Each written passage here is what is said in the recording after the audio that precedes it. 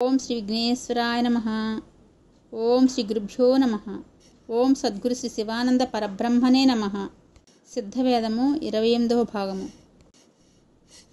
ప్రస్థానత్రయంలోని సారాంశానంతా గురుశిష్య సంవాద రూపంలో మనకి సిద్ధవేదంలో అందించారు. 12వ అధ్యాయము. గురు సుషుప్తి అనునది మాయ అనియు, తానే ఇండు శక్తితో ఆ మాయ బయట వ్యాపించి చెలించే తానును శక్తియు చేరి ఒకటై క్షీణించి హెచ్చరిక లేక పరుండు ఎన్నదనియు తెలియవచ్చుచున్నది. ఆ ప్రకారము చేరి క్షీణించి హెచ్చరిక లేక పరుండి ఉన్నప్పుడు తన్ను ప్రత్యేకముగా తెలియటకు ఏ విధముగా సాధ్యమగునని తెలియజేయమని వేడుకొనుచున్నాను అని శిష్యుడు అడిగాడు. గురువుగారు చెప్తున్నారు, తన్ను తన శక్తి యందు ఉద్భవించిన మాయ అని చెప్పబడినది నిత్యము, అనిత్యమై ఉన్నది. వాటిని వేరువేరుగా తెలియటకు గాను ఒక దృష్టాంతమును చెప్పెదును. అనగా, ఒక పాత్రమున కొంత జలమును తీసి ఆ జలములో స్వల్ప లవణమును వేసినా కొంతసేపటికి ఉప్పును చూడలేము. ఉప్పు ఆ జలములో కరిగిపోచున్నది. అటు వెనక లవణమును చూడవలెనని జలమును ఇగురున పెట్టవలను. అప్పటిది వరకు కనపడుచుండిన జలము ఎగిరిపోయి కనపడకుండిన లవణము కనపడుచున్నది. ఆ ప్రకారమే నిత్యమయుండు తాను అనిత్యమయుండు మాయలో లయించుచున్నది. అలాగున లయించుకునియుండు తన్ను తెలియవలెనన మాయును ఎగరబట్టవలను. ఇంతవరకు చూచుండు మాయగు లోకము నశించును. కనబడుకుండిన నిత్యమైన బ్రహ్మము కనబడును. అదెట్లనగా, పై చెప్పిన లవణము కరిగియుండు జలమును ఎగురబెట్టుటకు అగ్ని కావలసినది కదా. అలాగే బ్రహ్మముతో చేరియున్న మాయగు లోకమును నాశము చేయుటకు అగ్ని కావలసి ఉన్నది. అది వివేకమును అగ్ని అయి ఉన్నది. అయినా పై చెప్పిన ఉప్పునకు నాశము లేదని తలంచి దానిని జలము నుండి ప్రత్యేకపరిచిన పిదప దాని నుండి జలమును ఎగురుపెట్టుకు సాధ్యమగుట లేదు. కావున నశించు జలమును దానిలో లయించి నాశము లేకయుండు లవణముతో సహా అగ్నిని రగిలించి ఎగుర్చుటకు మొదలు పెట్టిన నాశము గలదైన జలమును నాశపరిచి నాశము లేని ఉప్పును కనబడినట్లు చేయవచ్చును. ఆ ప్రకారమే నిత్యముగా నుండు తాను అనిత్యమయుండు మాయగు లోకమునందు లయించి ఉండుట వలన తనకు నాశము లేదని గ్రహించి మాయేయుండు లోకము నుండి ప్రత్యేకపరిచిన వెనుక ఆ లోకమును నాశపరచుటకు సాధ్యమగుటలేదు. కావున నాశము గల లోకమును దానిలో లయించియుండు నాశము లేని బ్రహ్మముతో సహా తన్ను వివేకమును విశేష అగ్నిచే నాశము గల మాయను నాశము చేసిన నిత్యముగా నుండు తన్ను తెలుసుకొనవచ్చును. గురు మాయేయుండు లోకమును వివేకమును వివేష అగ్నిచో ఏ విధముగా దహించవలేనో వివరించి చెప్పవలసినదని ఆపేక్షించుచున్నాను. మీరు నిత్యమా అనిత్యమా? నేనును చెప్పబడు అవస్థ అనిత్యమై ఉన్నది. అప్పుడు మీకు నాశము కద్దా? నేనని చెప్పబడు అవస్థకు నాశము కద్దు. నేనున అవస్థ మీకు లేకున్నా ఈ కనబడు లోకం మీకు కలదా? లేదు. అప్పుడు మీకు ఈ లోకం ఎక్కడి నుండి ఉద్భవించినది? నాలో నుండియే. కావున మీరు చూచు ఈ అవస్థలు మీ లోపల ఇండునటువంటివై ఉన్నవి. అదెట్లనగా, సాధారణముగా లోకమున నా రాజ్యము, నా తల్లి, నా తండ్రి, నా భార్య, నా బిడ్డలు, నా ధనము అనియు నాకు స్థాన మాన శుద్ధ అశుద్ధ సుఖ దుఃఖ స్వర్గ నరక ఆకలి లేకుండుట బంధు వాహన శత్రు అనియు ఇక వేరు విధములుగాను చెప్పుచున్నారు. ఇవన్నీయు నేను అవస్థయు నిత్యము కావు, అనిత్యమై ఉన్నవి. అయినా ఇంత పెద్దదయుండు లోకములో నేను అహంకారము ఉద్భవించినది ఎచ్చట నుండి అనగా, మనస్సై ఇండు శక్తి నుండియే. దానికి దృష్టాంతము ఏమనగా, నేను ఆ పర్వతమును ఎక్కి క్రిందకు దిగినందున నా శరీరము క్షీణించి ఆయాసముచే పడినాను. ఈ వాక్యం నందు నేను అనున్నది ఆయాసముచే పడినది కాదు, ఈ జడమే ఆయాసముచే పడినది. ఒకడు తన కాలి వ్రేళ్ళు యొక్క రాతికి తగిలినప్పుడు అయ్యో నా జీవుడు పోయినది అని చెప్పుచున్నాడు. ఈ మాట ఎందును నేను పోవట లేదు, నా జీవుడే పోయినది. నేను ఒక రాత్రి యందు శ్మశానము పక్కన కాలిత్రోవగా వచ్చుచున్నప్పుడు ఒక భయంకర శబ్దమును విని భయపడి నా మనసు చెప్పరాని విధమున భ్రమించిపోయినది. కావున పై చెప్పినవి ఎవరు? నేను కాదనియు నా బంధువులై ఉన్నారనియు విస్తమగుచున్నది. అది కాక మీరు నలుగురు ముగ్గురితో ఒక స్థలమున మాట్లాడుకొనుచున్నారు. అప్పుడు ఒకడు వచ్చి మిమ్ము పెక్కు చెడ్డ మాటలతో దూషించినాడు. ఆ సమయమున మీకు అవమానము, లజ్జ, వ్యసనము కలుగుచున్నవి.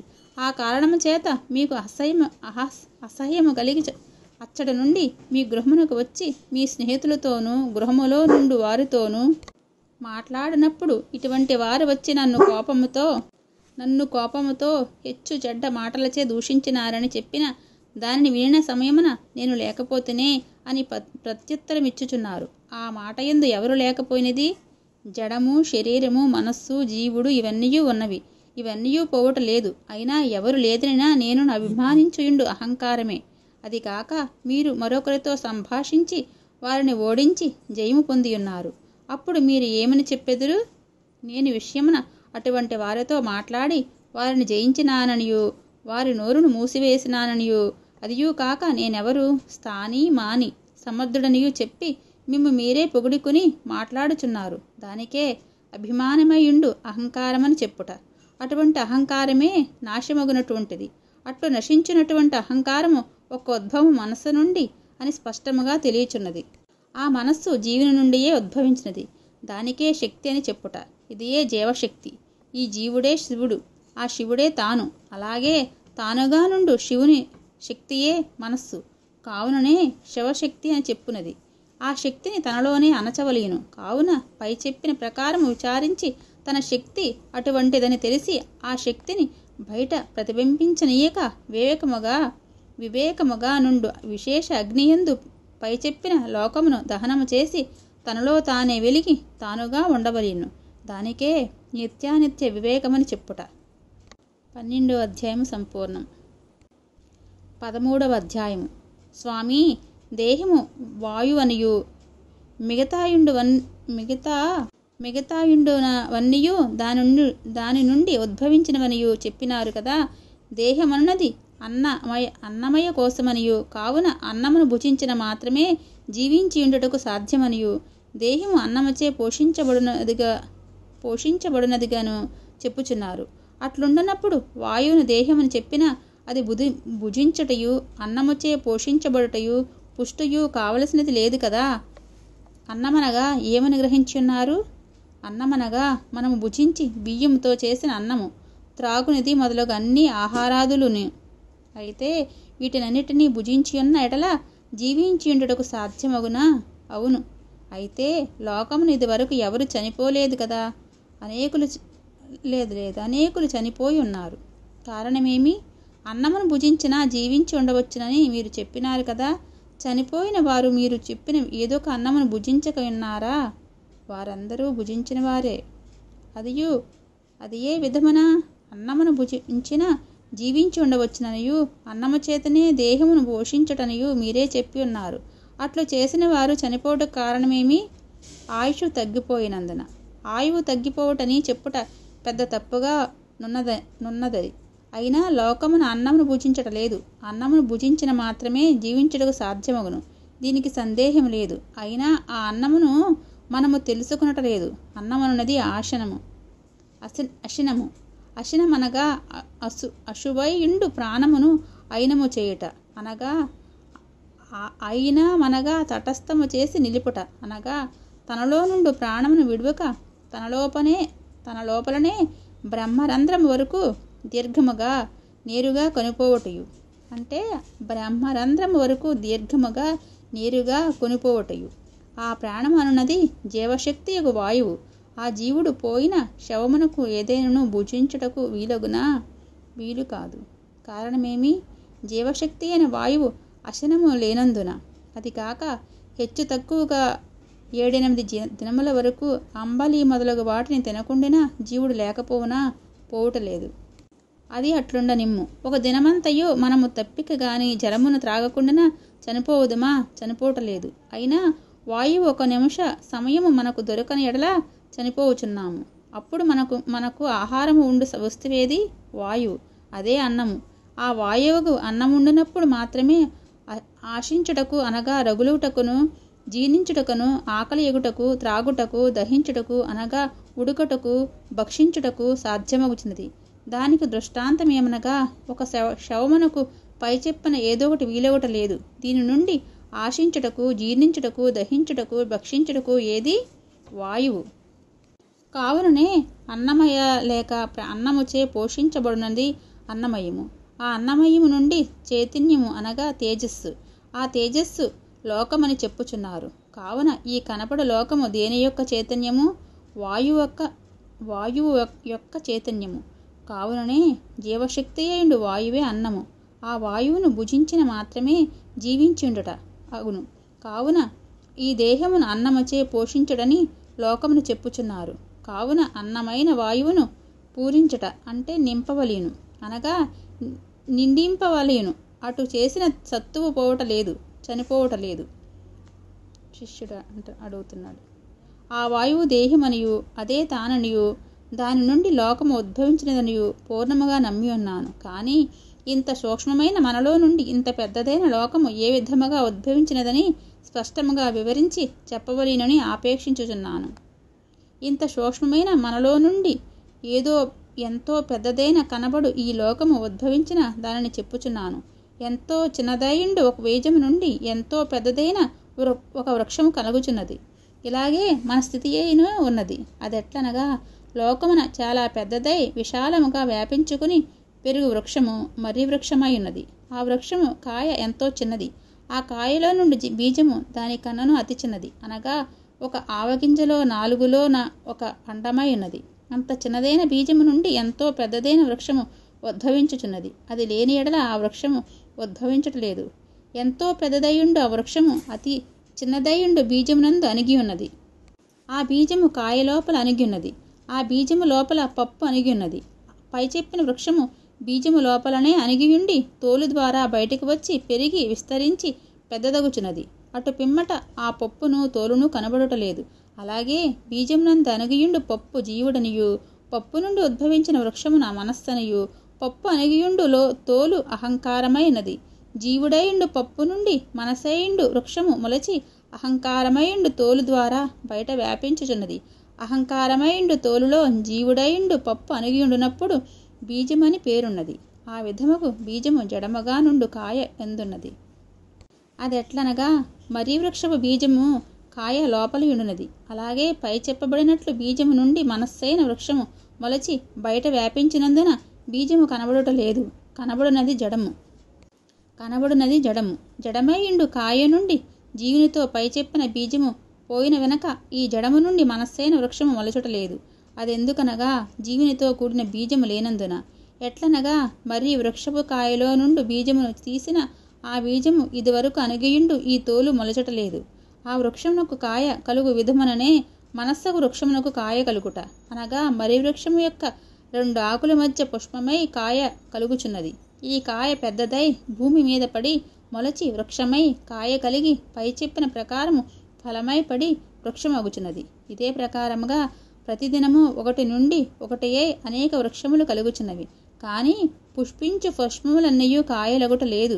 ఆ పుష్పములలో 8లో 7 అంశములు పలు విధములుగా నశించిపోవచ్చున్నది. మిగతా యుండు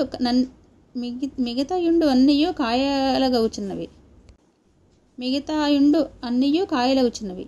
ఆ కాయలన్నయూ పెద్దదై ఫలమొకటి లేదు, పలు విధములుగా నాశనమై పోవచ్చున్నవి. ఈ ప్రకారముననే గర్భము కలుగుట. పలు విధములుగా నాశనమైపోవచ్చున్నవి. ఆ ప్రకారముగానే గర్భము కలుగుట. అదెట్లనగా మర్రి వృక్షముల నుండి కొమ్మల్లోనూ వాటి నుండి పెరిగిన ఇతర శాఖల్లోనూ ఆకులు మొలుచుచున్నవి. ఆ ఆకులు 2 వేరు ఉండినప్పుడు వాటి మధ్యలో మొగ్గ కలుగుచున్నది.